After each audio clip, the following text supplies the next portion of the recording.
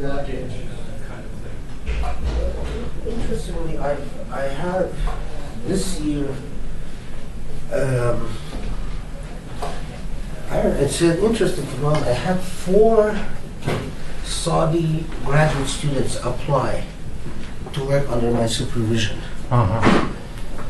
And we actually accepted one of them, Ziad al-Munifi. And it makes me wonder, I mean, what, because I know that people who are caught with a copy of any of my books end up in enormous political trouble. One of the people that I know, there's a very well-known attorney who was studied in the U.S. and then we kept up our relationship and so on. And he, was telling me that being caught with any of the Arabic translations of my books is a major offense. So I wonder though, all these students,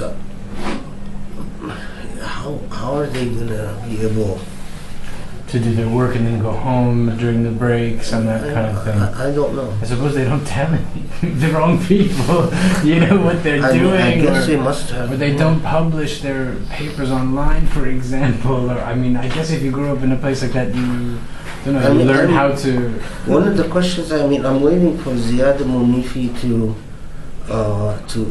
come, because he accepted our offer. To actually ask him, how are you gonna? How will this work out for you? Yeah. I actually had something that I haven't mentioned it, but it struck me. You were talking about female Sufi teachers in Indonesia, and I have a sheikha. My teacher is a woman, and in my Sufi tradition that I belong to, and it's a Turkish tradition, but she's an American woman who was chosen by her sheikh when he came from Turkey. And anyway, I've been a dervish in this community for quite a few years. And she was interviewed by Saudi television. And strangely enough, and our community is, Islamic, but in a very relaxed way, but in a very observant way at the same time. So, obviously it causes a certain amount of gender relaxation when you have a female teacher. And, but what's very interesting to me is the Saudis interviewed her. I think she was also interviewed by Pakistani television at one point. But the Saudis blacked out her face. And and there was another scene. There's another big Sufi teacher in America who his wife is not the main sheikh, but she's quite prominent as a teacher. And they blacked out her face. But with our sheikha, she was being interviewed. That's what was so strange about it. She wasn't just appearing on the scene, she was being interviewed. They were very sort of respectful, but when they put it on television, she didn't exist. She spoke, but she wasn't like a ghost, And it was very strange. Was the interview in Arabic or in English? Yeah, she doesn't speak Arabic. Because I know that there's this the old colonial inferiority complex where Saudis love the idea of Western-looking people who convert to Islam. Right. And they'll often just, they'll put them images. You're right, as images, not in any interest in the substance of what they say, but just to say, look, white people convert to Islam. And so that's that in itself is bolsters the argument if white people do it. And all over.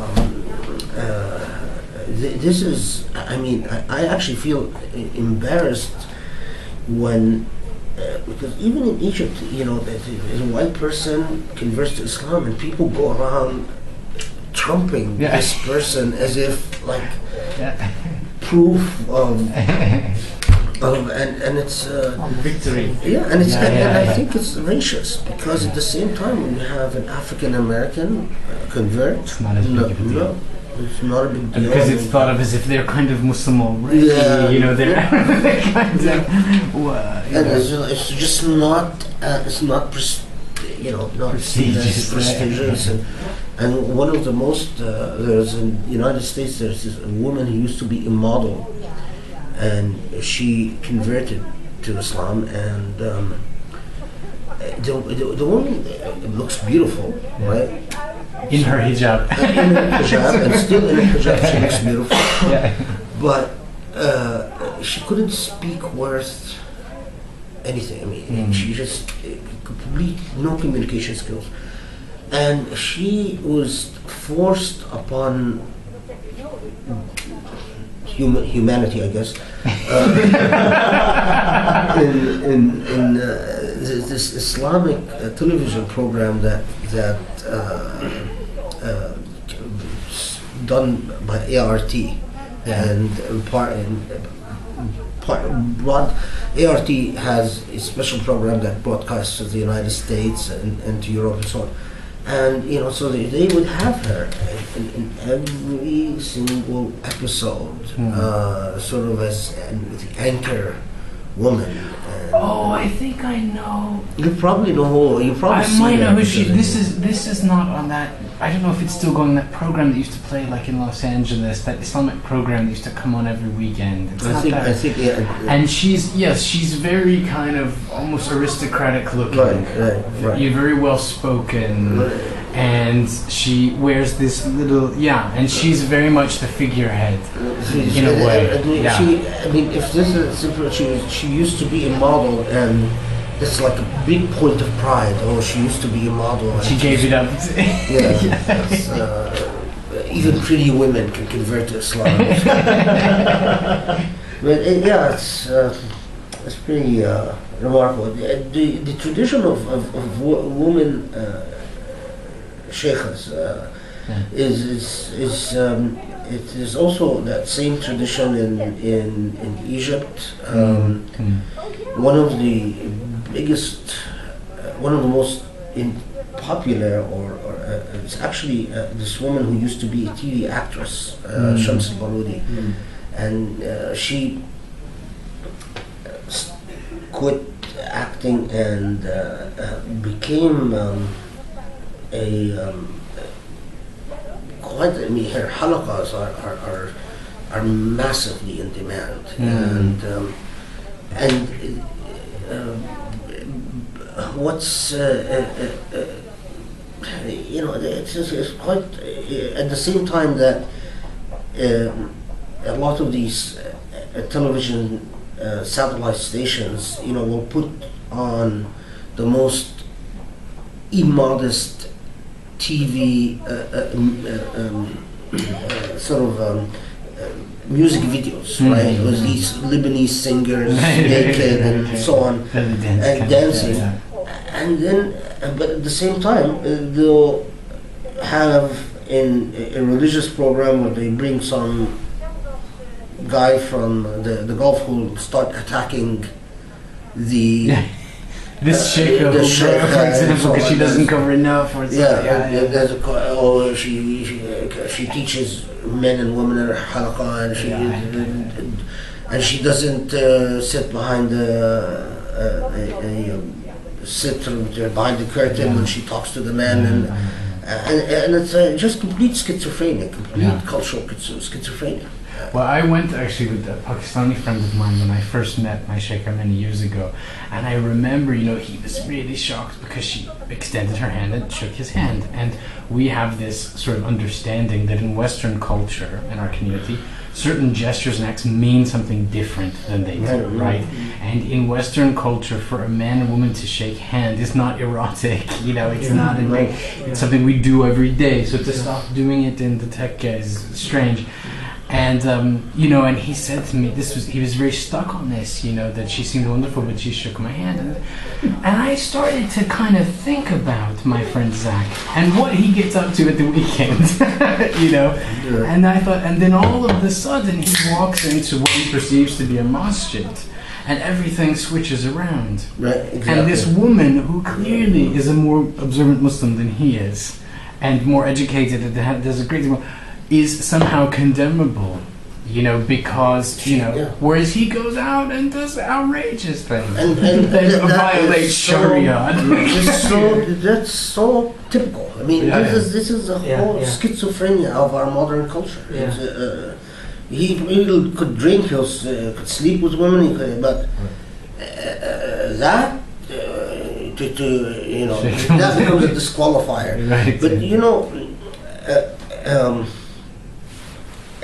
it's on this. Just even a point like shaking hands. It's quite remarkable because in the popularization of puritanical culture, it has become taken for granted that this issue of women and men shaking hands just is not done, and that it is not a point of view, but it is an orthodoxy. And then we only talk about whether are there the motives behind it or not motives and so on, while in reality, even that is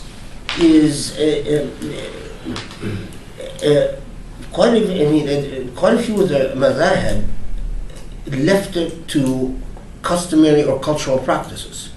Shatibi in his Muwafaqat says this explicitly. Whether men or women shake hands. He said, well, this depends on culture and what the meaning of it. I mean, and then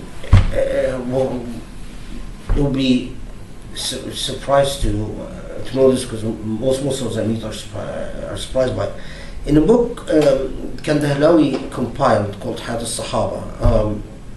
Kandahlawi is an Indian scholar. And Had al-Sahaba it's a very popular text among started out, it was a Tablighi Jama'ah. They would sort of do their halaqas reading Kandahlawi Had al-Sahaba. And then moved on to being a popular text among the Wahhabis as well. But Kandahlawi, in one of the reports he compiles, is a report of the Prophet actually shaking hands with a woman.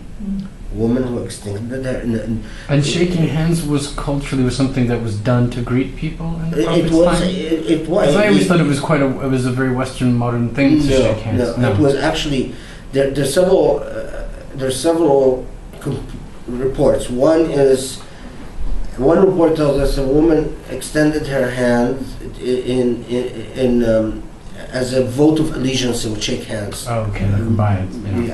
In giving the bay'ah, and then the famous hadith that is repeated, la usafih nisa, I don't shake hands with women, and that's the one that the Wahhabis use all the time. And usually the report says that in Fath Makkah, the Prophet would put his hand in water, and women would come and they put their hand in water, and that replaced the handshake.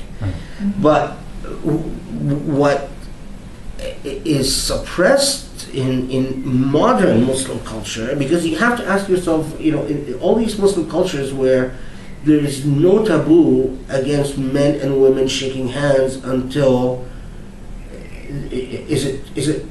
is it possible that the Wahhabis, after 1400 years of Islam, suddenly discovered the orthodox Islamic practice? How did, if it is such a clear-cut matter, then how is it that in so many Muslim cultures, pre-puritanical era, men and women shook hands in all types of social occasions? And the answer is that there's actually this report about inni la usafih an-nisa.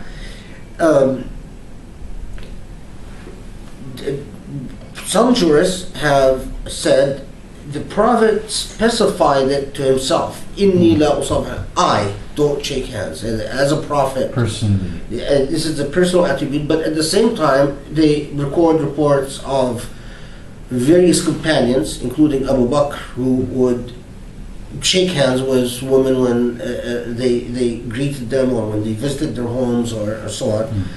And there's even a report that a woman who extended her hand to the Prophet in the street and he took her hand, shook it, and in this report, one of the companions says, "I thought you don't shake hands with women," and the Prophet says, "But if she extended it, and if I didn't take it, it would have been an insult to her." Right? Yeah. And then there is another tradition where a woman comes to the Prophet and she takes his hand and walks. She basically says, "Come, come, come," and she takes him all the way, walks him to her house. It turns out that she had a complaint, a fight with her husband, and she wanted him to intervene.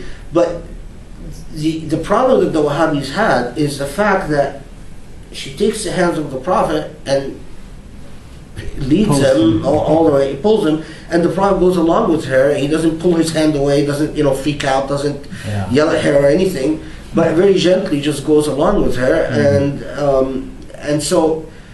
So it doesn't count because he couldn't help it, because some little woman was pulling him. The interesting thing is the reaction has been to simply, although they have epileptic fits when you say that we can examine traditions on the basis of the matter, on the basis of the substance, and whether it's consistent with theology or the Quran. They come to these reports and they say, we don't care what the isnad is, it cannot be authentic. So they turn matn critics all of a sudden, substantive critics all of a sudden. You find even Albani in his hadith collection, there are hadiths that have to do with reason, or that have to do with one of the hadiths that bothered him quite a bit is if you want to know your God, know yourself. So it's really like very upsetting for somebody. And Albani, it couldn't find any holes in the chain of transmission, right? So he says, well, yes, it's true that all these scholars said that this is authentic, but it is not, because it is inconsistent with the spirit of Islam. Right. And there you have it. And but would he go out of his way to take the story about Maria Kopt, and that kind of thing, and say, well, this is inconsistent? No, absolutely not. Probably not. No. I mean, actually, the part of the very problematic thing is that the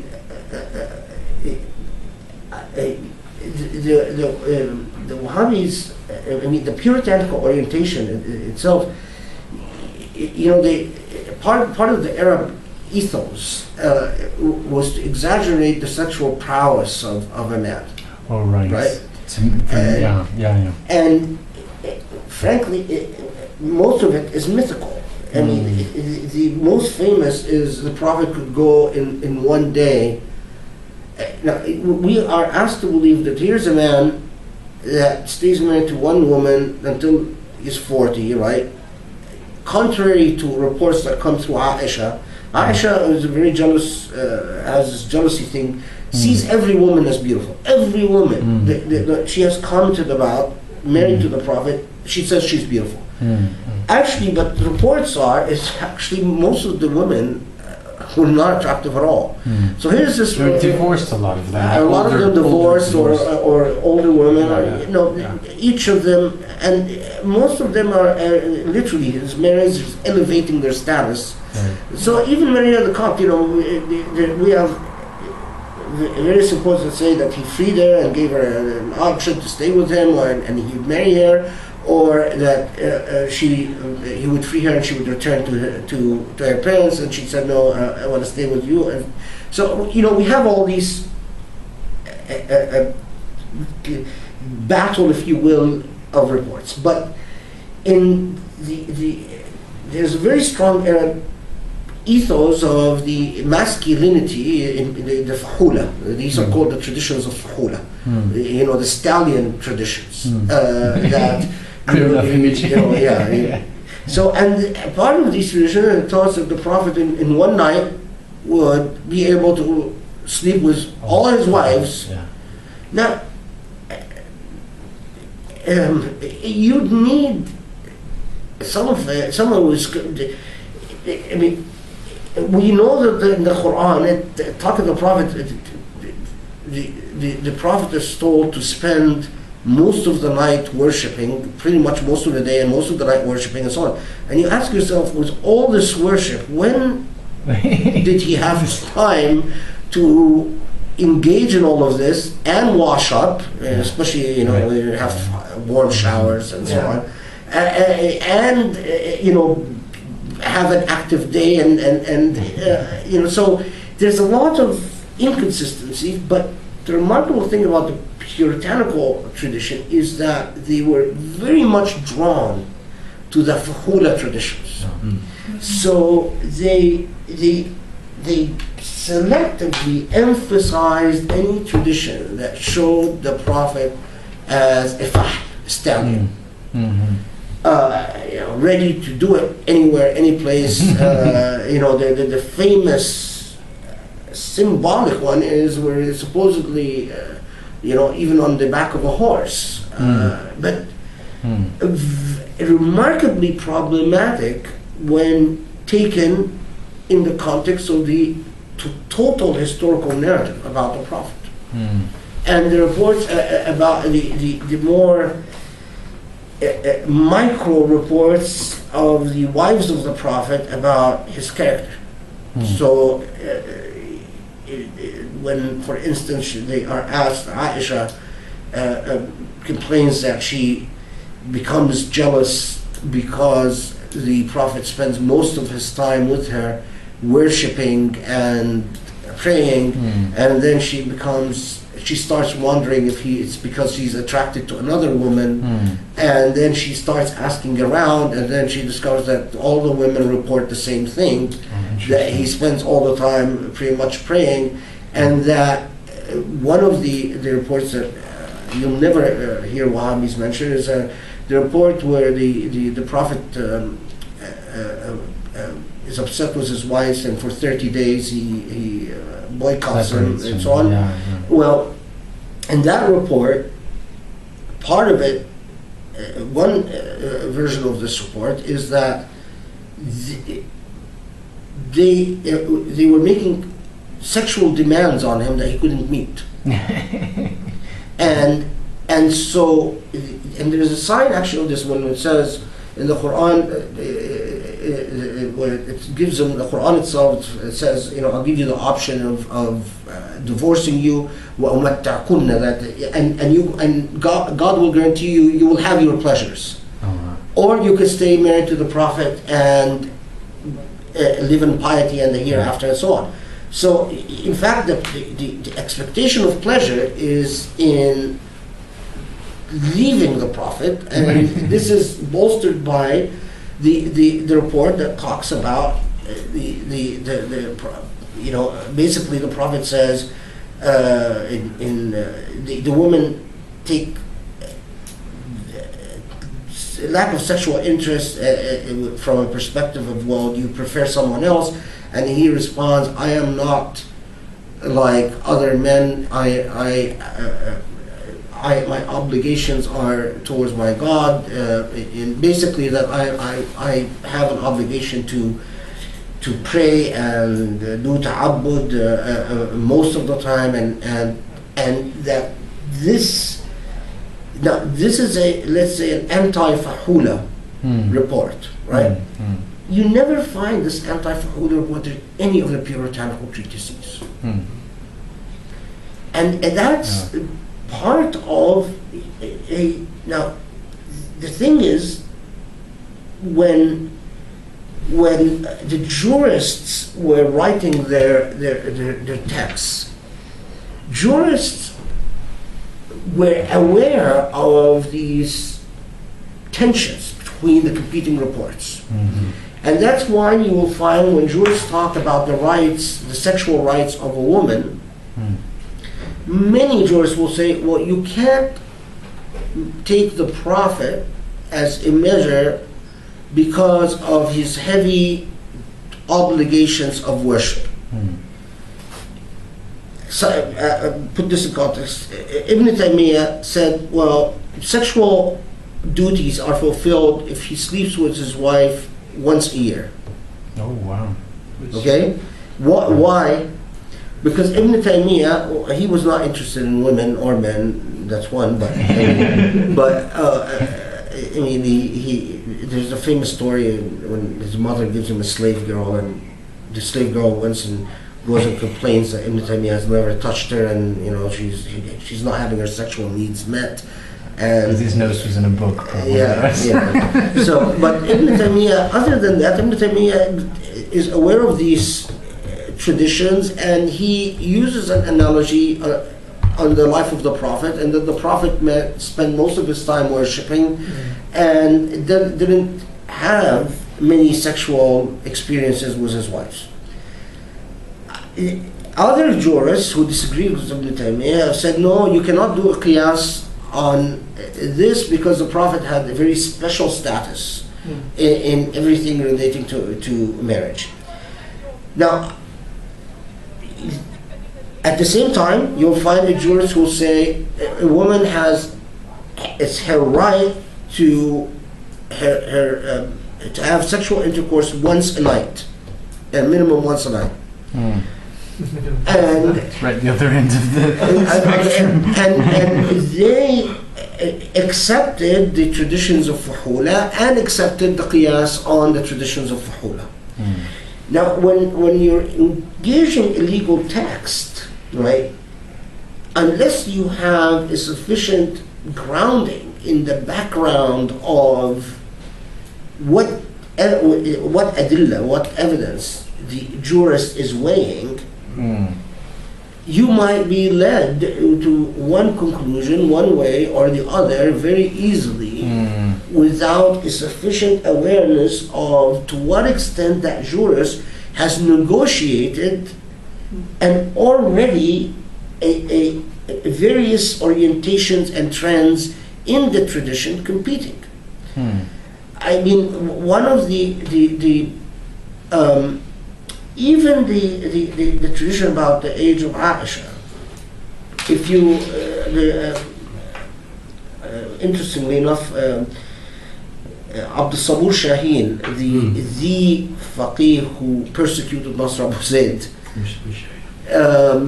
wrote an article pointing out to the fact, and then he included it in the book, that Aisha was engaged once before she married the Prophet.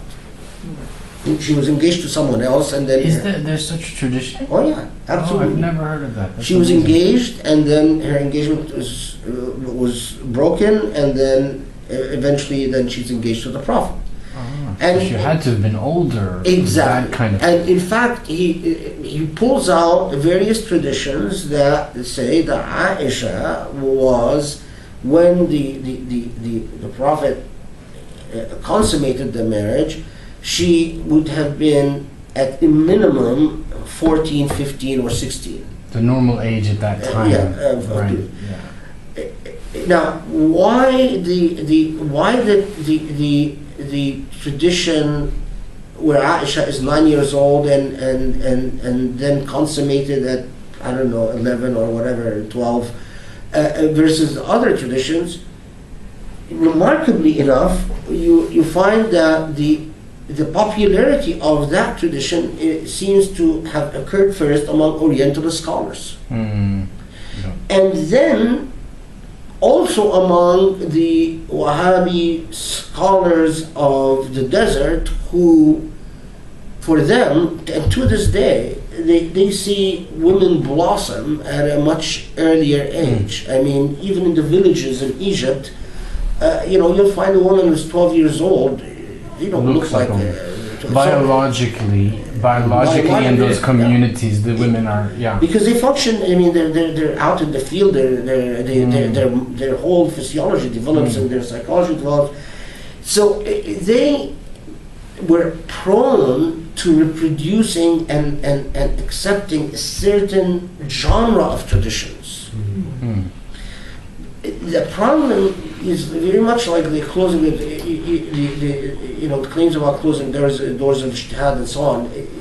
The first time someone says the doors of Ijtihad were closed is in 1860, an Oriental scholar. And he cites a text that actually doesn't check out. If you want to trace this, Wael Hallaq's latest book, he actually talks about this. This is his most recent publication.